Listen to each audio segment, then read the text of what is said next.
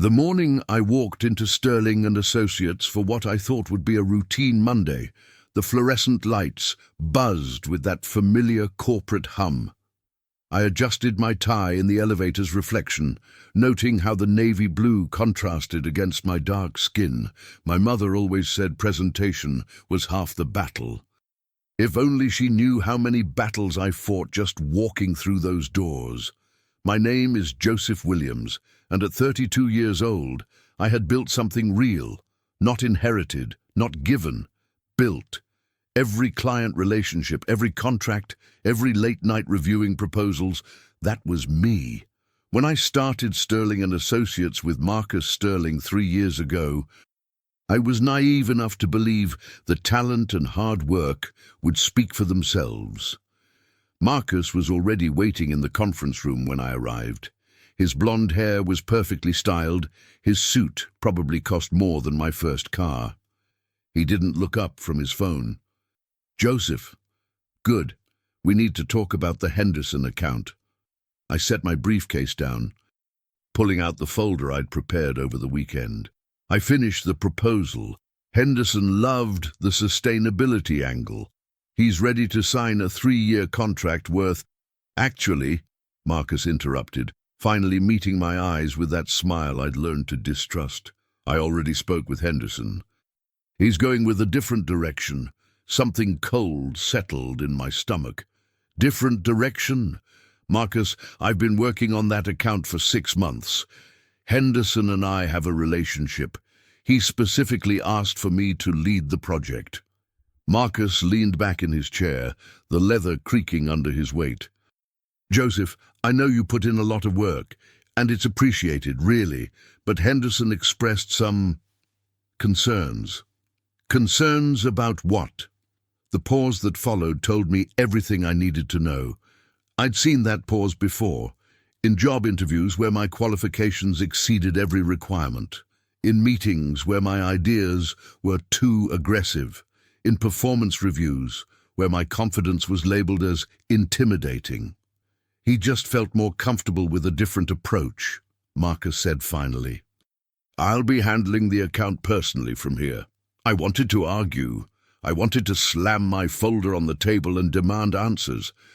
But I'd learned long ago that anger from a black man in a corporate setting is never interpreted as passion or dedication. It's always aggression, always threatening. So I nodded slowly, keeping my face neutral. "I understand," I said, though I understood nothing except the bitter taste of injustice. That evening, I stayed late at the office, something I'd done countless times before. The cleaning staff knew me by name, Maria, who emptied the trash cans every night. Always asked about my grandmother. She reminded me of her, actually. Same gentle eyes, same quiet strength. "Working late again, Mr. Joseph?" Maria asked as she entered my office. "You know me, Maria. Always something to finish." She smiled sympathetically, like she understood something I couldn't say out loud. Maybe she did. After she left, I pulled up the Henderson file on my computer. 6 months of emails, proposals, meeting notes. 6 months of building trust with a man who owned one of the largest sustainable energy companies in the Southeast. And now Marcus was handling it personally. I clicked through my sent folder, finding every email I'd exchanged with Henderson. That's when I noticed something strange. Several of my emails had been forwarded to Marcus. Emails I never authorized him to see. Private conversations about Henderson's concerns, his preferences, his budget flexibility. Information that would make it very easy for someone to swoop in and take credit for the relationship I'd built. My hands trembled slightly over the keyboard. This wasn't the first time something like this had happened. Last year, it was the Morrison account. Marcus had presented my market analysis to the board, conveniently forgetting to mention my name. The year before, it was the software integration project, my design. His credit. But this felt different. This felt deliberate, calculated. I printed every email, every forwarded message, every timestamp that proved what I suspected. Then I locked them in my desk drawer and went home, my mind racing with questions I couldn't answer. The next few weeks confirmed my worst fears. Marcus began systematically taking over my client relationships. Meetings I'd scheduled were suddenly rescheduled without my knowledge. Clients I'd nurtured for years were reassigned under the guise of restructuring. And through it all, Marcus smiled that perfect smile, patting me on the shoulder like we were still partners. Still friends. "You're doing great work, Joseph," he'd say, "really holding down the fort. Like I was a security guard, not a founding partner. The microaggressions piled up like snow in winter, each one small enough to dismiss, collectively heavy enough to bury me. There was the client meeting where Marcus introduced me as his associate rather than his partner. The board presentation where he talked over me every time I tried to speak. The company newsletter that featured his photo prominently while mine was mysteriously absent. Then came the conversation I wasn't supposed to hear. I'd returned to the office after lunch to grab a file I'd forgotten. The conference room door was slightly ajar, and I heard Marcus's voice, along with two others I recognized as board members, Gerald Hayes and Patricia Morrison. "The thing is," Marcus was saying, "Joseph is good at the grunt work. Really good, actually. But clients are starting to ask questions. You know how it is." "What kind of questions?" Patricia's voice. Cautious. "Well, Henderson mentioned he was surprised when I told him Joseph was just handling the preliminary work. He seemed to think Joseph was the lead on the project. I had to smooth things over, explain that we have a certain image to maintain." Gerald laughed. "You mean they're not comfortable with—" "I'm not saying anything," Marcus cut in. "I'm just saying that perception matters. And right now, Joseph's perception is that he's a partner, but we both know how this arrangement was always supposed to work." My blood ran cold. I stood frozen outside that door, listening to my professional life being dissected like a cadaver. "So what's the plan?" Patricia asked. "Simple. We've already started transitioning the key accounts. Give it another few months, and Joseph won't have enough client revenue to justify his partnership stake. He'll have to sell his shares back to us. Cleanly, legally, no mess." "And if he fights it?" Marcus's laugh was cold. "Fight it with what?" "Everything's in my name. The original contracts, the client relationships, the company registration. Joseph was so focused on doing the work, he never paid attention to the paperwork. Classic mistake." I walked away before I could hear more. My legs carried me to the parking garage on autopilot, my mind processing what I'd just learned. It wasn't just about stealing clients. It was about stealing everything. My company, my future, my identity as a professional. That night, I sat in my apartment surrounded by darkness, a glass of whiskey untouched on the table beside me. I thought about my father, who worked 30 years at the same factory, only to be laid off 6 months before his pension vested. I thought about my grandfather, who built houses his whole life, but was never allowed to live in the neighborhoods he helped create. I thought about every black man who ever played by the rules, only to find the rules were written to ensure we could never win. But I was not my father. I was not my grandfather. I had something they didn't have access to in their times. I had education, resources, and most importantly, I had learned to think 3 moves ahead in a game where the pieces were always stacked against me. If Marcus wanted to play this game, we would play. But I would choose the battlefield. The next morning, I arrived at the office earlier than usual. I smiled at the receptionist, made small talk with the IT guy, grabbed my coffee from the break room. Everything normal, everything exactly as expected. But that night, and every night for the next 2 weeks, I stayed late, not working on client projects. Those were increasingly being taken from me anyway. No, I was working on something far more important. I was building my case. Every document Marcus had ever signed, I photographed. Every email trail that showed the true nature of our partnership, I saved to a personal drive.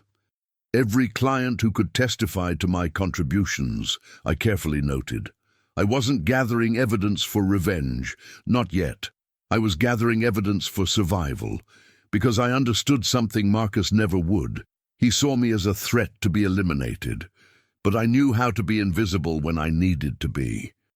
Years of navigating white spaces had taught me that sometimes the best strategy is to let them think they're winning while you prepare for the real battle ahead. 3 weeks into my investigation, I discovered the original partnership agreement wasn't where Marcus said it was. According to him, our founding documents were stored with our corporate attorney, a man named David Chen, who handled all our legal matters. But when I casually mentioned to David that I needed copies for my personal records, he looked confused. "I only have the operating agreement you both signed 2 years ago," David said. "The original partnership contract. Marcus said he was keeping that in the office safe." The office safe, which only Marcus had the combination to. That night, I made a decision that could have ended everything. I waited until the building was empty, truly empty. Even Maria had gone home, and I approached Marcus's office. The door was locked, but I'd watched him punch in the code dozens of times. 4772, his college football jersey number repeated twice, predictable. Inside, the safe sat beneath his desk like a sleeping dragon. I'd seen him open it once, when he thought I wasn't paying attention. 3 turns right to 23, 2 turns left to 7, 1 turn right to 41. His birthday, his lucky number, his age when he started the company. With me, the safe clicked open. Inside, I found exactly what I was looking for, and so much more. Our original partnership agreement, signed and dated, clearly stating a 50-50 ownership split. But beneath it was another document, one I'd never seen before. A revised agreement dated 6 months after our founding, showing Marcus as 75% owner and me as 25%. My signature was at the bottom, but I had never signed this document.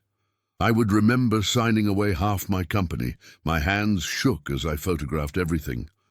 The original agreement, the forged revision, the discrepancy in dates, the signature that looked like mine but wasn't quite right, the J in Joseph slightly different from how I actually write it.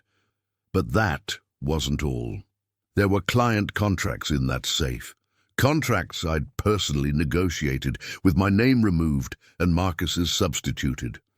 There were financial statements showing money diverted from accounts I should have had access to. There were emails, printed and filed, documenting Marcus's systematic plan to edge me out of my own company. I was looking at evidence of fraud, forgery, and breach of fiduciary duty. I was looking at years in prison if the right prosecutor got involved. I photographed everything, then carefully replaced each document exactly as I'd found it. I closed the safe, reset the lock, and left the office without a trace. By the time I got home, my hands had stopped shaking. In their place was something cold and clear, purpose. Over the next month, I became 2 people. At the office, I was the Joseph everyone expected, hard-working, accommodating, slowly being marginalized. I accepted the reduced client load without complaint. I smiled when Marcus took credit for my work. I nodded when board members stopped including me in important meetings. But outside the office, I was building something else entirely. I consulted with an attorney friend from law school, someone I trusted completely, about fraud and forgery statutes. I met with a forensic document examiner who confirmed what I suspected. The signature on that revised agreement showed clear signs of simulation, meaning someone had traced my signature rather than me signing it myself. I compiled a timeline of every account that had been stolen, every meeting I'd been excluded from, every moment of marginalization I'd experienced. And I reached out to clients, carefully, discreetly, framed as routine check-ins. What I learned confirmed the scope of Marcus's betrayal. He'd been telling clients I was transitioning out of the company. He'd suggested I had personal issues affecting my work. He'd planted seeds of doubt about my competence, my professionalism, my very presence in the business world. Henderson was particularly enlightening. Over drinks at a bar far from our usual haunts, he told me the truth. "Joseph, I have to be honest with you. Marcus told me you were struggling. He said you'd been making mistakes, that the company was protecting you because of your circumstances." "My circumstances?" Henderson looked uncomfortable. He implied there were diversity considerations, that the company had to keep you on for, appearances, but that the real work was being handled by others. I kept my face neutral, even as rage burned in my chest. "And you believed him?" "I didn't know what to believe. I've always respected your work." "Joseph, but Marcus is convincing, and he's—" Henderson trailed off. "He's white," I finished for him, "and in your world that makes him more credible." Henderson had the decency to look ashamed. "I'm sorry, I should have asked you directly." "Yes," I said, "you should have." But I didn't blame Henderson. Not entirely. He was a product of the same system that Marcus was exploiting, a system that taught people to trust certain faces over others, to assume competence in some and incompetence in others, to believe the well-dressed white man over the equally qualified black one. I was going to use that system against itself. The opportunity came sooner than expected. Marcus announced a company-wide meeting to discuss restructuring. I knew what that meant. This was his move to formalize my removal. He'd present the forged partnership agreement, claim I'd voluntarily reduced my stake, and push me out with a minimal buyout. What he didn't know was that I'd already filed a complaint with the State Bar Association regarding our corporate attorney's handling of the partnership documents. I'd sent copies of the forged agreement, along with the forensic examiner's report, to a prosecutor friend in the white-collar crime division. And I'd reached out to a journalist who specialized in corporate fraud, giving her everything she needed for a story that would destroy Marcus's reputation. But I wasn't ready to play those cards yet. First, I wanted to see how far Marcus would go. I wanted to give him every opportunity to reveal the full extent of his betrayal. The meeting was scheduled for Friday at 2 o'clock. That Thursday evening, I received a text from Marcus. "Can we talk privately before tomorrow? My office, 8 p.m. I knew it could be a trap. I knew he might be planning something. But I also knew I needed to hear what he would say when he thought I was defeated. I arrived at his office at exactly 8. He was sitting behind his desk, a glass of scotch in hand, looking like a man who'd already won. "Joseph, thanks for coming. Drink?" "I'm fine." He shrugged, gesturing to the chair across from him. "Suit yourself. Listen, I wanted to talk to you before tomorrow. Man to man." I sat, keeping my expression carefully blank. "I'm listening." "Here's the thing," Marcus said, leaning forward with that practiced sincerity that had fooled me for years. "The company has grown beyond what either of us expected, and growth requires evolution. The board feels, and I agree, that it's time for a leadership restructuring." "Meaning what?" "Exactly. Meaning your role needs to change. You're a talented guy, Joseph, really talented, but talent isn't always enough in this business. There's relationships, perception, image." "You mean I'm black?" Marcus's smile faltered. "That's not what I said. But it's what you meant." I kept my voice even. "Almost curious. When you told Henderson I was being kept on for diversity considerations, when you suggested to the board that clients were uncomfortable with my face representing the company, when you forged my signature on a revised partnership agreement to reduce my stake without my knowledge or consent," the color drained from Marcus's face. For a moment, just a moment, I saw fear. Then his mask returned. I don't know what you think you know, Joseph, but you're making serious accusations. Accusations that could damage your career. My career? I laughed, and the sound surprised both of us. Marcus, you've spent the last year systematically destroying my career. The only question now is whether I destroy yours in return. I stood, looking down at him in his expensive chair, in his expensive office, with his expensive suit. He looked smaller than I'd ever seen him. Tomorrow's meeting, I said. I'll be there, and I think you'll find it doesn't go quite the way you planned. I walked out without waiting for a response. Behind me, I heard the sound of glass shattering against the wall. Marcus Sterling was starting to understand that he'd underestimated the wrong man. That night, I didn't sleep. I sat in my apartment, reviewing every piece of evidence, every document, every recorded conversation. I thought about my grandmother, who'd raised me after my parents died, who'd worked 3 jobs to put me through college, who'd told me on her deathbed that I was destined for greatness. "Don't let them make you small, Joseph," she'd whispered. "You are the descendant of kings. Never forget that." I hadn't forgotten, and tomorrow, I would remind Marcus Sterling exactly who he'd been trying to destroy. Friday afternoon arrived with the weight of inevitability. I dressed carefully that morning, choosing my finest suit, charcoal grey, impeccably tailored, purchased with money I'd earned through years of work. Marcus was now trying to steal. My tie was crimson, the colour of power, the colour of blood, the colour of the fire that had been burning in my chest for months. The conference room was already full when I arrived. Marcus sat at the head of the table, flanked by board members Gerald and Patricia. Our corporate attorney, David Chen, was there, looking uncomfortable. And at the far end of the table sat 2 people Marcus clearly wasn't expecting. My attorney, Rachel Torres, and a man I introduced simply as my associate. "Joseph," Marcus said, his voice tight. "I don't recall inviting outside parties to this meeting." "You didn't," I replied, taking my seat. "But given the nature of what we're about to discuss, I felt legal representation was appropriate. I'm sure you understand." The tension in the room was palpable. I could see Gerald and Patricia exchanging glances, already sensing that something had shifted. Marcus cleared his throat. "Well, since we're all here, let's proceed.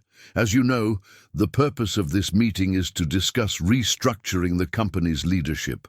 I have here the partnership agreement that Joseph and I signed, which clearly outlines—" "Which version of the partnership agreement?" I interrupted. Marcus froze. "Excuse me?" I asked. "Which version? The original agreement we both signed 3 years ago, or the forged revision you created 6 months later?" The room went silent. I could hear the air conditioning humming, the distant sound of traffic from the street below. Marcus's face had gone pale, but he recovered quickly. "I don't know what you're talking about. There's only one agreement, the one with my forged signature." I pulled a folder from my briefcase, sliding it across the table to David Chen.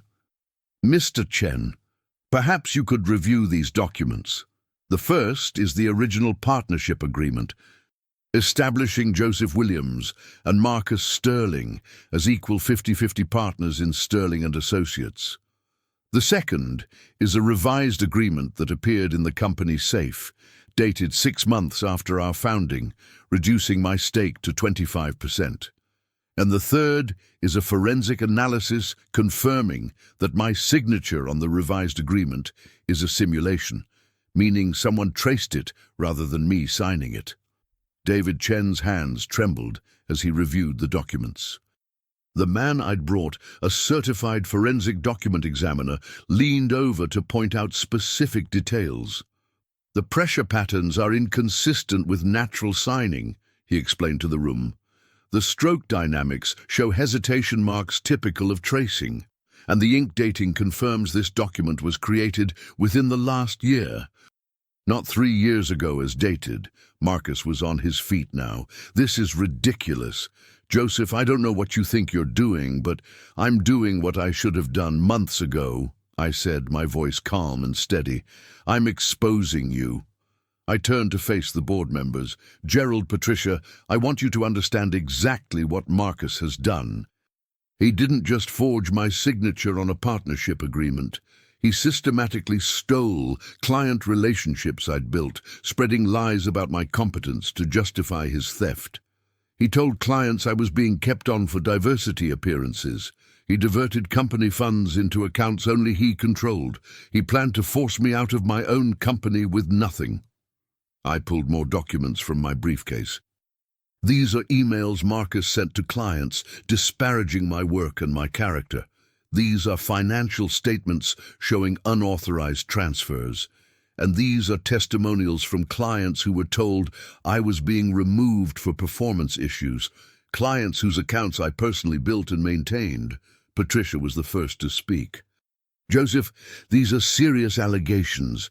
If what you're saying is true, it is true, Rachel Torres interjected, and it's already been reported to the appropriate authorities.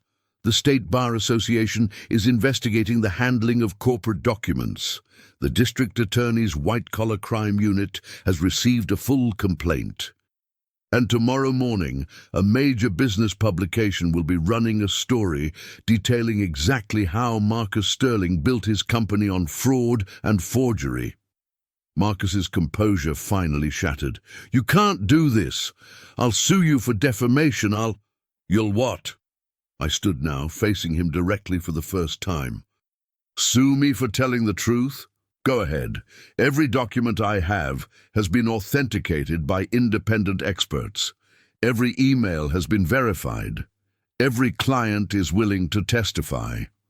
I stepped closer to him, close enough to see the sweat beading on his forehead.